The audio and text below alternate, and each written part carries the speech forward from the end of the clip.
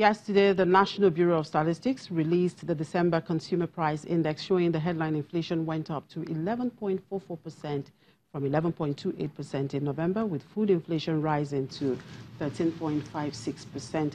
Temitope Oglubile from Financial Derivatives Company is here to put these into perspective as well as other burning economic issues. Good morning, Tope. Thank you very much for joining us. Good morning. Thank you for having me. Well, in line with your focus and, of course, general consensus, the inflation number went up.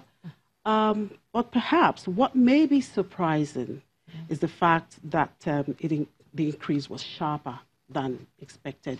But were you really surprised when you saw that? So, like you said, obviously the increase was anticipated. It was something that we all expected. So it increased by 16 basis points to 11.44%.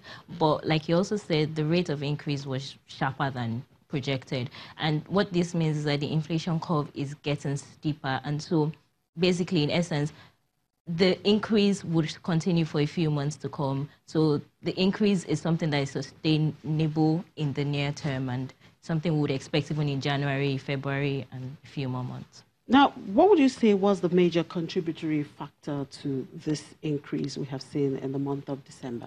Okay, so like the December is typically characterized with increased consumer demand. It's the Christmas effect. People are demanding for more commodities. And so that was the major driver. And like you also said, food inflation increased about 13.56%. And while every other sub-index declined, month-on-month declined, core inflation declined. So definitely it was the Christmas effects that was the main driver of the increase. Interestingly, the month-on-month inflation came down to 0.74%. Yes. Why did we see that downward trajectory on the month-on-month inflation? So the major reason that we think was responsible for that decline was because manufacturing activities, if you look at the PMI for December, there was a significant increase in the PMI for both the CBN PMI and the FBN Quest PMI. So that, we think, was the major reason why month-on-month declined. And we also saw some commodity prices decline in the month. So, yeah. Which are those commodities? Because looking at the food index, which was up 13.56%, the commodities that recorded the price increases were, well, they basically soft drinks, fish, bread, cereals. But one would wonder, was that what a lot of people demanded for during the Christmas season? Yes. Yeah, so the Christmas season is usually the commodities that are popular within that season is the chicken, the rice, and commodities that are eaten with. But did rice really go up during that period? So if you look at December in two parts, there's the December leading up to the Christmas season, the Christmas day. You would see commodity prices like rice increase. But then the little part of December after the Christmas season, the effect of those increases might start to taper down even before you cross into January. So December, basically, I believe, is split into two parts, before Christmas Day and after Christmas Day.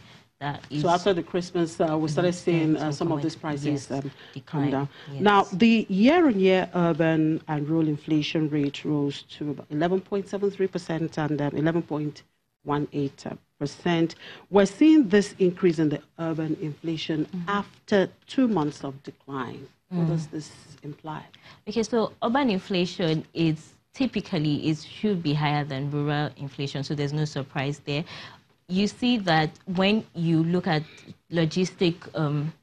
when you look at diesel prices, that increased in the month of December, and so obviously transportation costs coming into the urban cities would increase, and that could be the reason for the increase in urban inflation, because diesel prices in Lagos increased to as high as 260, 265 naira per litre during December, so that could have been a major factor for the increase. But the disparity and the difference between rural and urban is expected and is nothing new. And did we also see an increase in transportation? Well, yes, to a certain extent, because, like I said, diesel prices increased within the month in Lagos. And so, yes, we saw a little bit of an increase in some transportation costs during the month of December. Yes. Now, looking at state-by-state inflation, Cross River continues to have the lowest inflation rate, currently at 8.21%, followed by Ogun. Then we have Kwara. And the states with the highest inflation rates are Bayelsa, Zamfara, and Ekiti State. Yes. Why so? So the thing to first, note. let's talk about Cross River State. Why have they continued to record lower inflation number? Okay, so before we come to Cross River State, the thing to note with the state by state is that Kwara used to be the leading state with the lowest inflation rate, but for 2 months now, consecutive months, they seem to have lost that position. And then now looking at Cross River State, it must be that they seem to have, maybe they are having increased agricultural output. Maybe that could be a reason for the sustained at least 2 months increase. We don't know if it will continue beyond 2 months. Maybe their agri output, favorable weather conditions is positively impacting on their agri output, and so commodity prices might be tapering down in the state. And then Kwara that have now gone back below the ladder, what may have contributed to that?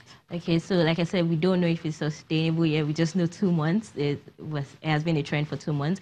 So it might also be weather conditions, because, you know, state by state, there are different weather conditions for different states. And so maybe Kwara State experienced some poor weather conditions that have negatively impacted on their agri output during November and December. So that is what I think might be the main driver of this displacement of position.